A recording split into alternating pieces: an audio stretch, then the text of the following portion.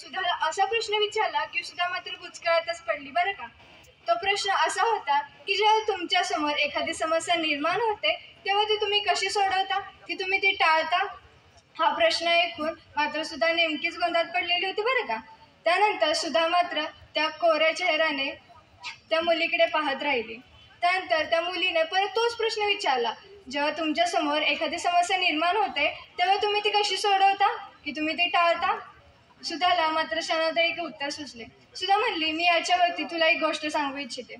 जेव्हा रामायणामध्ये श्रीलंकेत लक्ष्मण मूर्छित होऊन पडलेला असतो तेव्हा त्याला संजीवन बुटीची आवश्यकता असते. त्यानंतर हनुमान उडत उडत जाऊन द्रोणागिरी पर्वतावरती जातो. तिथे त्यासमोर एक मात्र समस्या निर्माण होते. ती समस्या अशी की संजीवनी बुटी शोधायची तरी कशी. तेव्हा हनुमानासमोर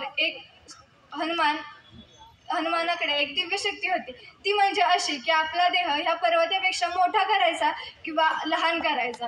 तेव्हा हनुमान त्या पर्वतापेक्षा आपला देह मोठा करतो व तो पर्वत उचलून श्रीलंकेमध्ये आणतो. इथून पुढची कथा तर तुम्हाला माहीतच आहे. ही गोष्ट ऐकून ती प्रश्न विचारणारी मुलगी मात्र गोंधळात पडली व म्हणाली की मी तुम्हाला तर वेगळाच प्रश्न विचारला होता आणि तुम्ही तर काही वेगळेच उत्तर दिले. तेव्हा सुधा म्हणाली, माझे उत्तर अजून पूर्ण झाले नाही.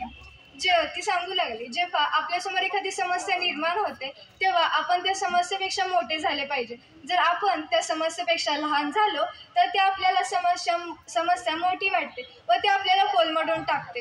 जर आपण त्या समस्यापेक्षा मोठे झालो तर ती समस्या आपल्याला अगदी लहान वाटते व आपण ती सहजपणे सोडवू शकतो. हे उत्तर ऐकल्यानंतर मुलांना मात्र समाधान झाले व त्यांनी टाळ्यांचा कडकडाट केला. त्यानंतर सुधा मात्र घाईवली व म्हणाली, या गोष्टीचे श्रेय माझ्या शिक्षिका गौरमा यांना जाते. हे प्रसंग झाल्यानंतर सुधा बेंगलोरला परत आली. बेंगलोरला परत आल्यानंतर सुधा हा सर्व प्रसंग विसरून देखील गेली होती. त्यानंतर दुसऱ्या दिवशी सुधाची सेक्रेटरी तिच्या जवळ आली व म्हणाली की तुमच्या नावे एक पत्र आलं आहे, ते खासगी असल्या कारणाने मी ते वाचलं नाही. सुधाने ते पत्र घेतले व वाचण्यास सुरुवात केली. ते पत्र बहुतेक थरथरत्या हाताने लिहिलेले असावे. सुधाने त्या पत्राच्या खाली नाव नीटपणे वाचले. ते पत्र गौरमाने पाठवले होते. पत्र वाचण्यास सुधाने सुरुवात केली.